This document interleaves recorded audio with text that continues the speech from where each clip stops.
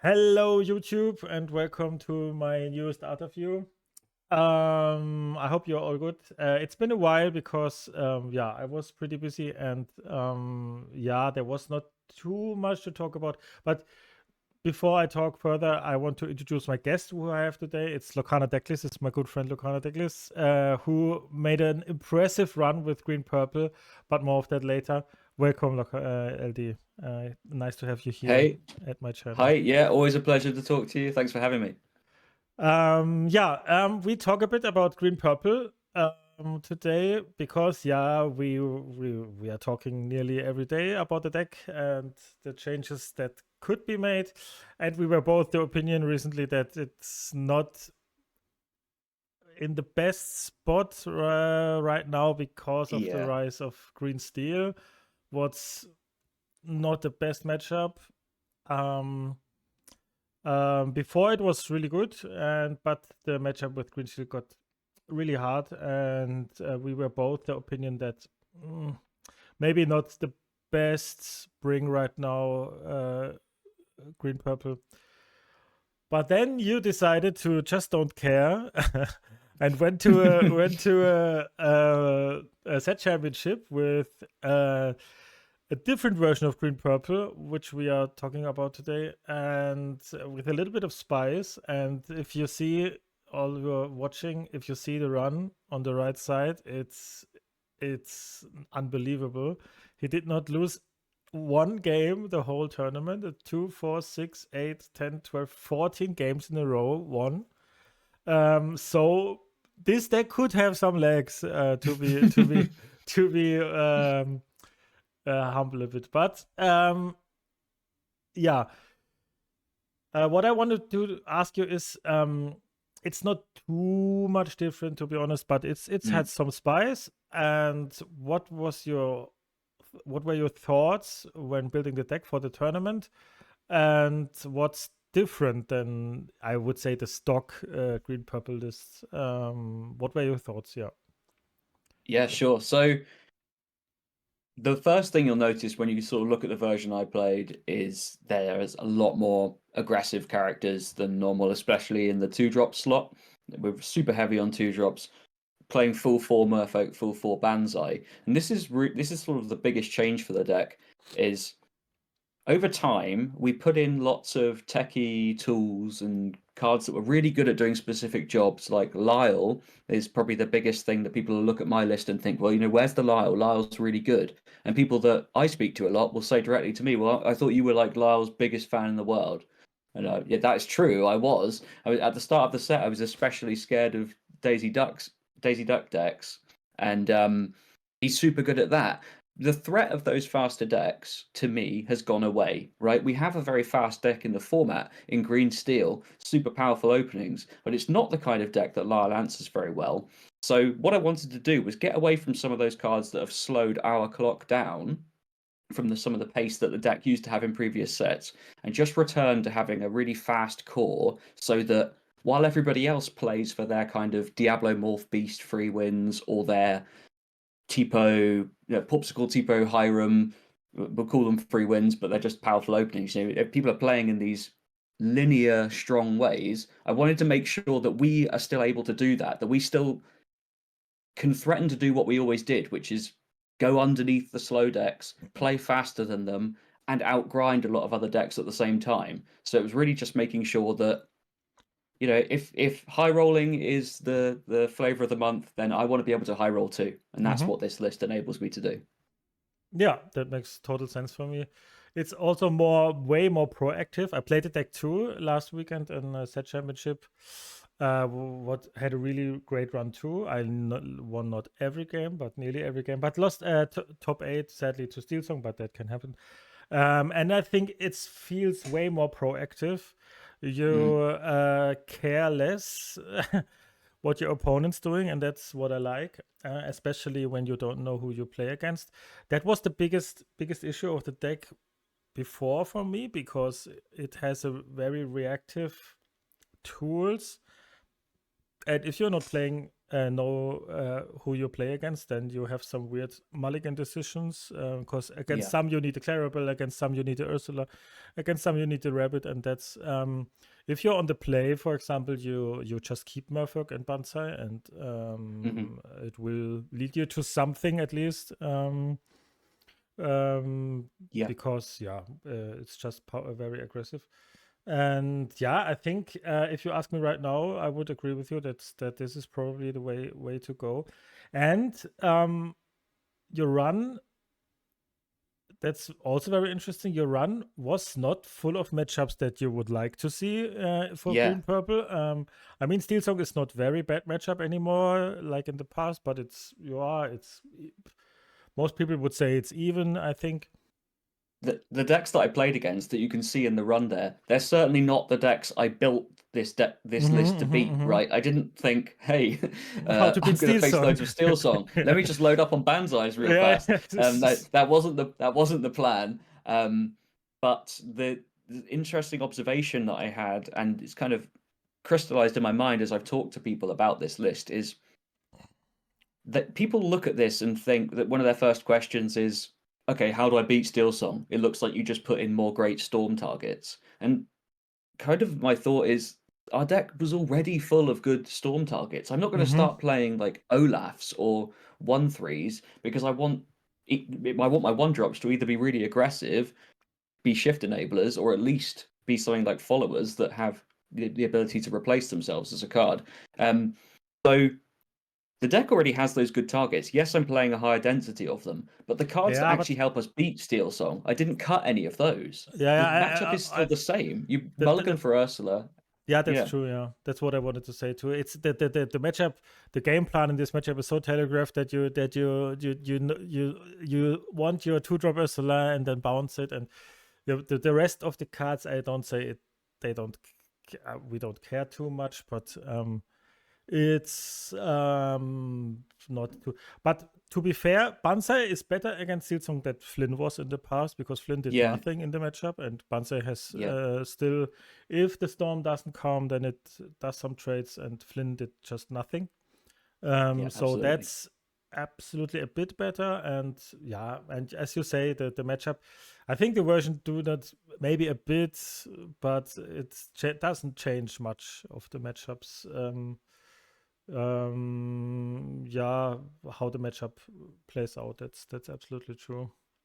Looking through this run and reflecting on the games going through it, this was a tournament that, you look at the list and you think, okay, look at this cool new stuff, loads of aggressive creatures, that's different, that's where the spice is. But the story of the run was much the same as it ever has been, which is that I drew Ursulas in the right number and understand how to get the most out of them when they're best timed in these matchups.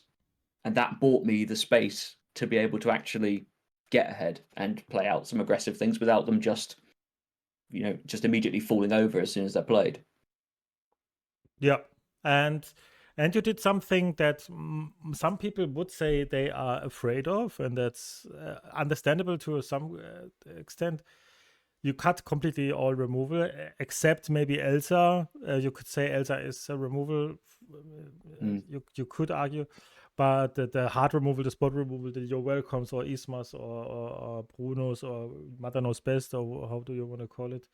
You cut them completely, and I kind of agree to that, because you feel bad if you can't remove a Tamator. That's obvious, but I think the best way still to remove a Tamator is to use the opponent's Be Prepared instead of doing a You're Welcome on the Tamator. I think that's still the best way for us to remove a big body against red decks, for example.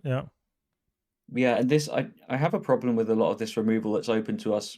First and foremost, because it's all pretty bad, right? Like cards like You're Welcome, if that's your best sort of removal option. Yes, it's versatile. Yes, it's good. Yes, you can use it on your own things to draw some cards.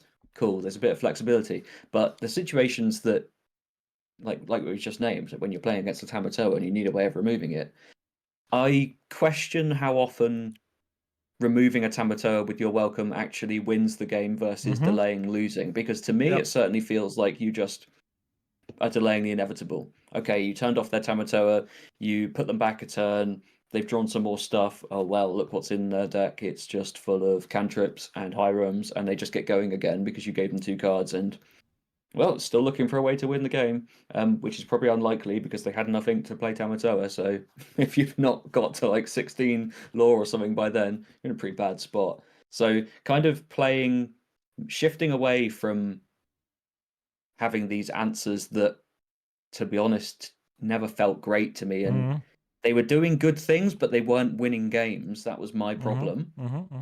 I want to put cards in my deck that win games, and high lore threats win games. It's like a conversation I was having with one of our friends about I don't know if you've ever seen the movie Moneyball. It's about a guy, they rebuild a baseball team by picking players purely on one stat, how often players get on base. Forget all the other stats. Like maybe they are like terrible at every regard, but they get on base. Like these cards get on base, and that's sort of the mindset going into it. I like to just make sure that in a vacuum my cards are progressing me towards victory and not simply delaying my loss. Yeah, that makes absolute sense. Also, I think you were played much more onto Clarabelle, I think, than the traditional version. So I think it's still not completely known by everybody that Clarabelle exists. Sometimes I think when I play against some people, they bounce their rabbits like nothing, and then they get surprised that I play a Clarabelle and draw a 6 or something. That's still a good thing to catch people off guard, and but to be fair, should not be caught off guard, but still happens, and still a very powerful tool to fill up your hand when you play very aggressive. Yeah, I think the most aggressive decks. Like you say, you maybe shouldn't get away with it as much as you do. And of course, if you were going to a challenge, you were thinking about playing challenge day 2 or something, or you're thinking about a tournament like the last chance qualifier, that sort of thing, your fear would be, okay, these are good players, they understand what I'm going to do with this.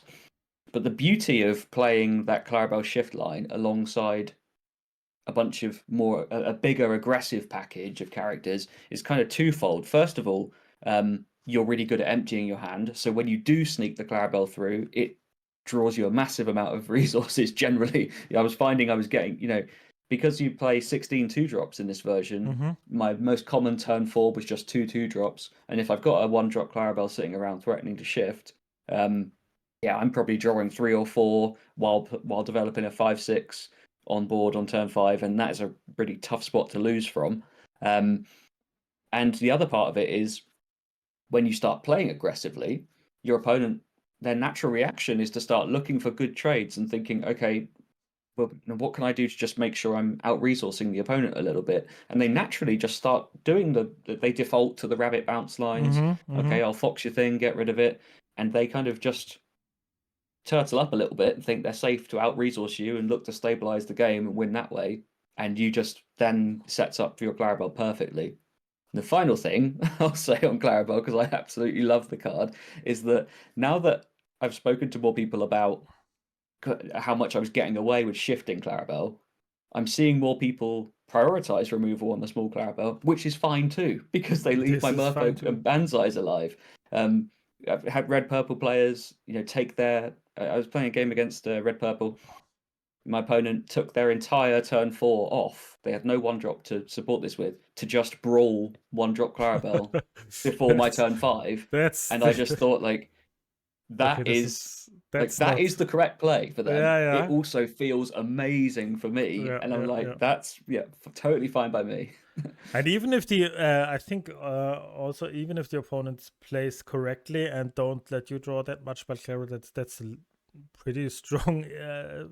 That she just threatens and let your opponent not draw cards. I mean, that's still a powerful thing if just the pure existence of this card let your opponent play ineffective plays or less effective plays than they would like to. I think that's completely.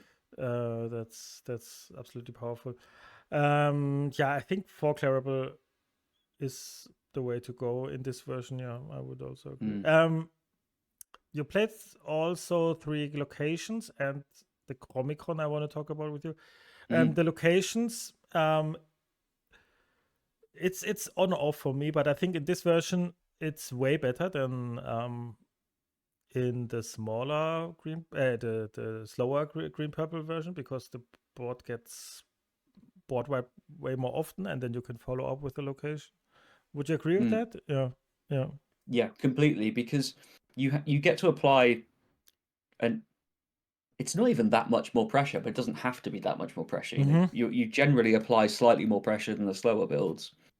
You force your opponent's hand on the board clears a lot more, which presents the situations for just playing a castle plus something, maybe a little earlier in the game.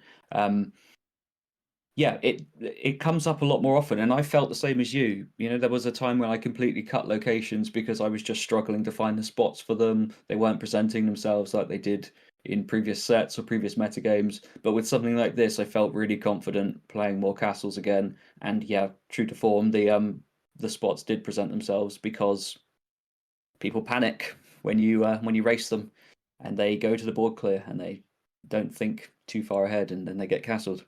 Also, what I like, it's punished people who don't respect the locations because they think we cut them or something. Yeah. And if they don't keep the Maui or the hideaway or something, then yeah, the game ends fast. And the Yeah. Chromicon, tell me something about the Chromicon. Yeah, it's my favorite card in the deck. It was the 61st card, but it's like number one in my. So it's not the 61st card; it's the first Yeah, card. I put it in as the 61st, but now it's number one. It was the last one in, and it'll be the last one I cut. Yeah, it's the perfect one-off. I would never play two. You can make a case for playing two because it performs really well, and it's another kind of like what we were saying about Clarabelle. It's another one of those cards that improves with a more aggressive build, because this Chromicon, it only does anything when you're ahead, right? Your opponent, if your opponent is racing you and they're ahead, they just opt not to trade in their turn. Fine, let's race. What do they care? They're ahead, and so your Chromicon is a blank card, a blank, uninkable, do nothing. It becomes the worst card in the deck. But because you're so consistently able to go faster than your opponent, the Chromicon is so good, and specifically good at punishing all of the lists like green steel and even some blue steel builds that have entirely cut item removal. There Steelsong are, also, I would yeah, assume. yeah. It's if you look again at that run, the sort of density of Steelsong, green steel. I'm not sure exactly, but at least 5 or 6 games throughout the day, I felt like were won almost solo by Chromicon, Oh, because that's they just crazy. couldn't answer it. And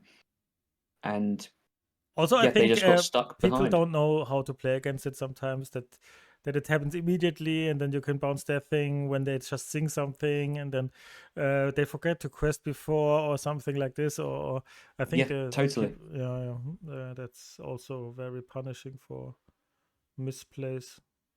Yeah, it's Yeah. it's it's another one of those cards that does just it invites misplay, which is great. That's what we want. Yeah. So when you reflect your run, would you change something? I mean, there probably is no need for change anything, but maybe you found some cards that you or some numbers where you think, that was too much or too less, or did anything for you The felt only thing wrong? that stands out is cutting down on crabs was a really tough decision because crab's Mm-hmm. really versatile. But again, in what I was saying before about how our deck had kind of lost its quick clock, we were playing a lot of slow things. Those Crab is in there with Lyle, right? It's a 1 law 3 cost card that is good at we play it and we trade. We don't play it and quest typically, and slows us down, puts the brakes on. So I kind of in my mind I thought, okay, this is a card that I don't need so many of. It doesn't align so well with the game plan I'm going Mm-hmm. for. Mm-hmm. So I cut down, but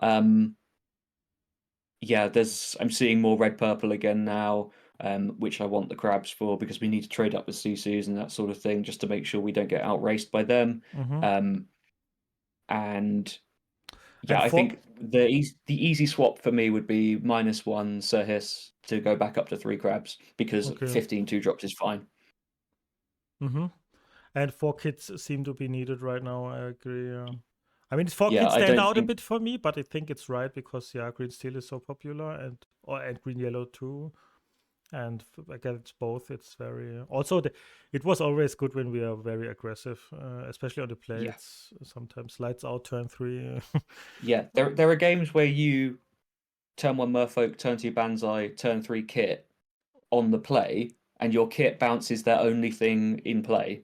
And And then those games, when I'm talking about playing for our own high rolls, that's what they look like, right? Because that game is pretty over. yeah, that's Really tough to recover from. There's plenty of that's games against Green Steel. Green Steel when he plays 4/1 drops, they have mm-hmm, the 4 Diablos. They miss that reasonably often, even though mm-hmm. it feels like they have Shift Diablo every game. Believe me, it feels like Yeah, that to me. it's about They that, miss but it pretty often, and then they go turn to morph or Diablo something. because no, Yeah. Morph. Sorry, not turn to Diablo. Turn to Morph so that they can shift their beast on turn 3, and then that's super powerful, obviously. But if you're on the play and on turn 3 you kit a Morph to leave nothing in play for them, it's beautiful. That's It feels like everything's right in the world. yeah, yeah, yeah. So yeah, that makes sense to me. That makes sense to me. I would also like to get 2 or 3 crabs again, but it's really tough to find Hmm. I'm pretty space. sure that the fourth Yeah. Sir Hiss is where I would look to get that third I crab thought back maybe in the there. Elsa too, the 4L, but they are also very good. But they are It's also so good. yeah, I mean they are really I'm the biggest Elsa believer, but maybe for the game plan, I thought maybe it's a little bit Mm, reactive card for that. But I think it's hard if you won't get too wrong when you play this or this. So very yeah, very the very very yeah, impressive what you did. Yeah, yeah. What would you want to say? I was just going to say, no, the Elsa, I think I would never go lower than 4. Well, maybe I would. At the moment, I wouldn't, but I wouldn't go lower than 4 because, our only plan against Diablo is delaying with Kit, really, and going faster. Um, and when you delay with Kit, you do eventually need to kill that Diablo 1 or 2 Yeah, turns later, yeah, and Elsa does it really effectively. And the yeah, other thing that she does really well is that I found myself doing a lot against Green Steel is, okay, well, they play a Beast on their turn 5.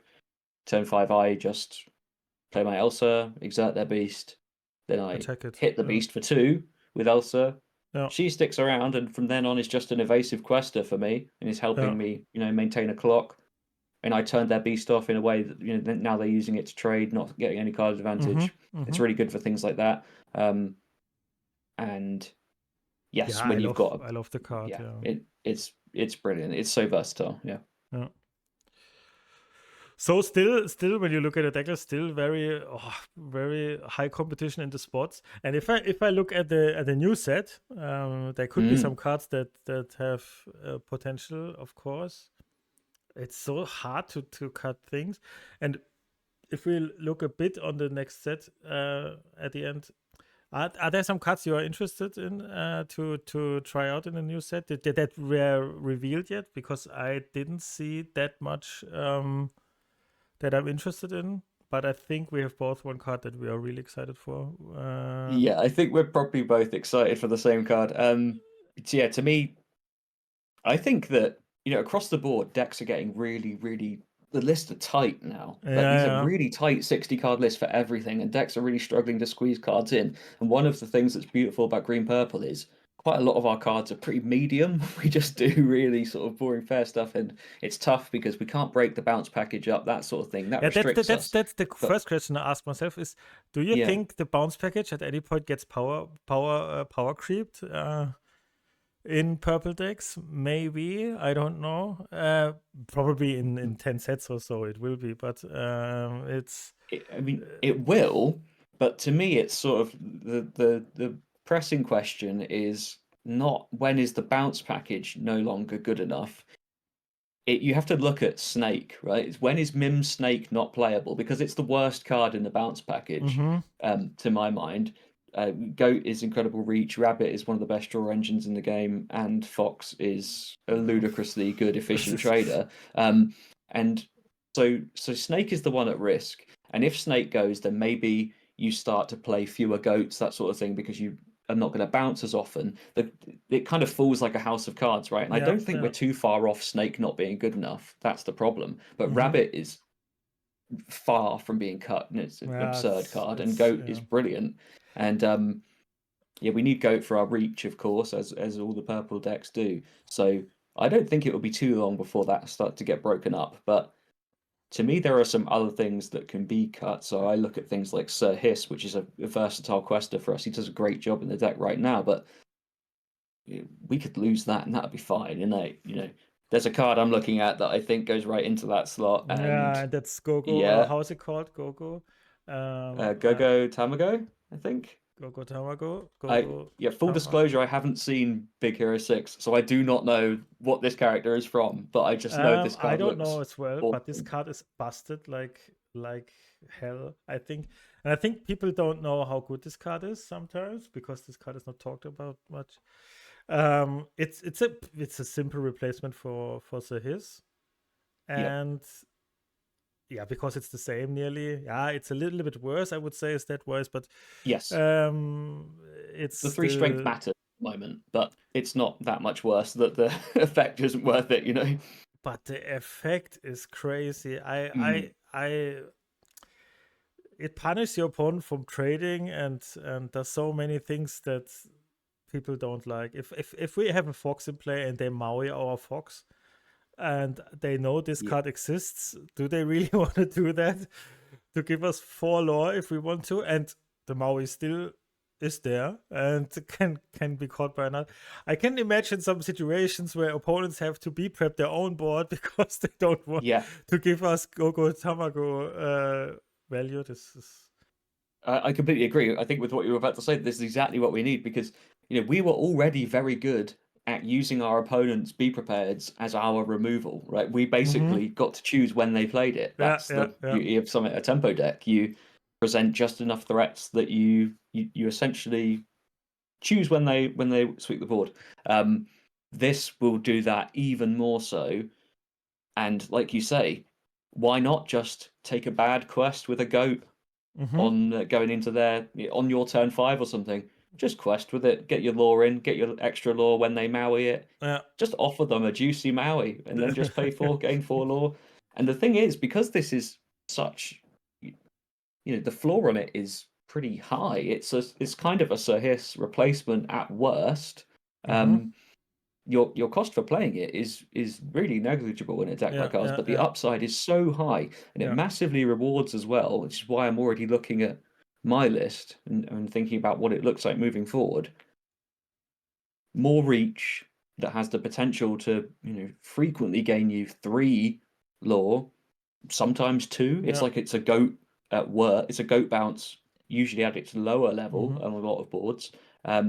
Really rewards those aggressive openings as well because you start to, if you get ahead on lore in a decent way, you're up around the sort of early teens in your lore total. As you get to the mid game or transitioning towards the end game, there are so many more lines your opponent just can't take. Like you say, Yeah, yeah, they yeah. can't simply Maui your goat and then just leave a Maui with 4 damage in play. It is no longer allowed. It's Or prohibited I play. imagine they quest with Tamator and you have a goat and a crab or something, or just, I mean, it might. I mean, to be fair, it's sometimes, yeah. I mean, it's not always the case, and so. But the crazy good thing about this card as well is that it's just a good turn 2 play as well in most Yeah, yeah. situations. That's the craziest thing about this card for me because you never be unhappy to play a 2/2/2 evasive on turn 2 No. most of the time. It trades some sticky birds, and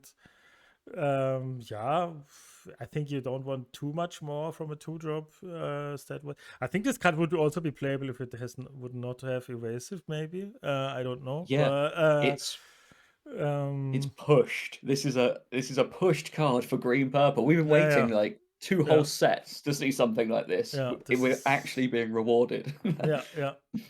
So this is really good. But other than that, I didn't see that much that I'm hyped about, to be honest, sadly. But let's see what I think. Other colors Yeah. also not too much for me. I think the blue Oswald stands out for me the most. I think Mm, do you know that yeah. if Looks very you powerful. Yeah. oh that's yeah. I hope it's not good, but let's see. Yeah. So I think we are done. Do you have anything to? Did you forget to say anything about the deck that you wanted to say that you want to say? I think we covered everything. I don't think so, other than um, you have to. Right now, the game feels like it's in a really weird spot, and this has happened to me, and I know it's happened to you as well, where we've kind of spiraled a little bit because of the state of green steel and lots of things happening, like you randomly lose games to huge high rolls and that sort of thing. In building this version of green purple, this was more so than a deck. It was sort of a shift in mindset for me to try and get away from the negativity I was feeling, and rather than just dooming about the best things our opponent can do, shifting back to thinking, well, I'm just going to make them have it. If they need these things to do it, then sometimes they won't have it. And when they don't, I'm going to be built in such a way where I can just run away with the game and win. A lot of the other ways that you could build green purple, for example, they still don't beat those high rolls and strong openings of the other decks. So we're not losing a great deal by shifting away from playing the cards that, in theory, are sort of helpful in those matchups. You have to just take some of those losses and move on. It's not a fault of the deck. To my mind, there are a couple of errors in game design at the moment where some things are a little too hard to interact with. Maybe some others would disagree. That's just my personal opinion. But yeah, when other people are doing powerful things, just kind of remember that you yourself can try to do that as well. And it's tough with green purple because we're so used to thinking about every situation that could happen and how do we build to make sure we've got tools for every matchup. Hard to move away from that, but sometimes build for when things go right. That's sort of what I was trying to I get capture. also many questions about what do we have for answer for this or answer for this, answer for this, Mm. answer for this. And I think just for the deck idea, if you have this mindset of I have to answer anything that comes on the board, then I think green purple is not the best deck for you. I think then still red purple is probably better because red purple is a deck that answers anything and removes everything and this is not the deck. If you are the play style of I want to answer my opponent all the time, I think even red blue is a better deck for this because you answer nearly everything that they do, and we are not a deck that's usually built to answer everything. I mean, we have, to be honest, we have many tools to answer. We have item removal, we have song disruption, and so. But it's not a deck that needs always to remove a Tamator. That's maybe the games you lose, Exactly. and you won't reach 100% win rate, I think. Yeah, exactly. Yeah, like you say, some players are most comfortable. They're always trying to move towards as small of a board as possible. Whether you want it to just be clear or whether you're trying to just keep the fewest number of characters in play, nice and tight, easy to control. Fine, if that's your mindset, then you're probably a red purple player. But green purple is for people who like to have exactly one more character in play than their opponents do, and leverage how that affects the way that you trade resources. That's a very good conclusion. That's exactly that's what I wanted to say. So don't rethink a little bit if you want to answer anything, if this is the deck for you. I think that's because every answer we add into your deck could be some proactive card that leads you in an even more advantageous position when you're trying, because if you on turn 3 you don't want to play a Lyle on against red blue, you want to play another Banzai, not a Lyle. Definitely not a Lyle. Yes. Okay, then we are friends. I want to say something that's very important for me, and I maybe you recognize that there was a voting around right now for a big tournament that's ahead in it's called the Pavel from Pixelborn organized it, and it's the top 8 from Europe against the top 8 from NA. And the voting is up, and you can vote for anyone who you think will be good enough to participate there. And I'm very, very honored that I'm currently on 5th position and in total, and 2nd position for the Europe players. I think I don't deserve this, but I take it. And I want to say very, very thank you very much for believing in me. And if I'm getting voted into it, what it looks like it right now, then I promise you I will do everything I can to prepare myself for the tournament. It will be set 6, so there's a completely new meta game. Any one of us doesn't know what's happening, so I will try to prepare myself as much as I can and bring honor to Europe and to Germany as well, to be honest. But for now, we are 3 German players, I think. That's also. I just want to say thank you very much. And if you still want me to compete there, then please vote still for me. And that's just something I wanted to say. What's very important for me. And LD, for you, I wanted to thank you that you were here today and showed me your crazy new deck list. Because I'm very thankful you brought the holiness of green purple for me back, because I lost hope in the deck, and you brought hope back for me, and I'm excited to play probably this weekend in set championships again. Do you have any other set championship this weekend? Yeah, I'm gonna play one more this Saturday, I think. Nice. And I will probably run the same list back again and just get my reps. I hope you won't lose a game, because that would be really that would be cool. 2-0. I don't imagine I could make it happen again twice. That's really crazy. Yeah, that's unbelievable.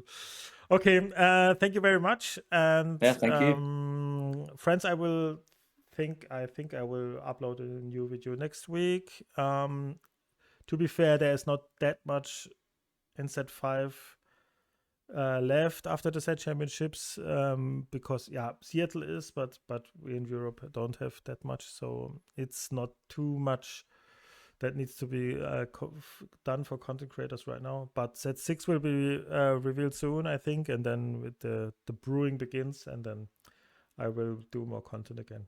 Okay, so thank you everyone, and bye bye until next time. Bye bye.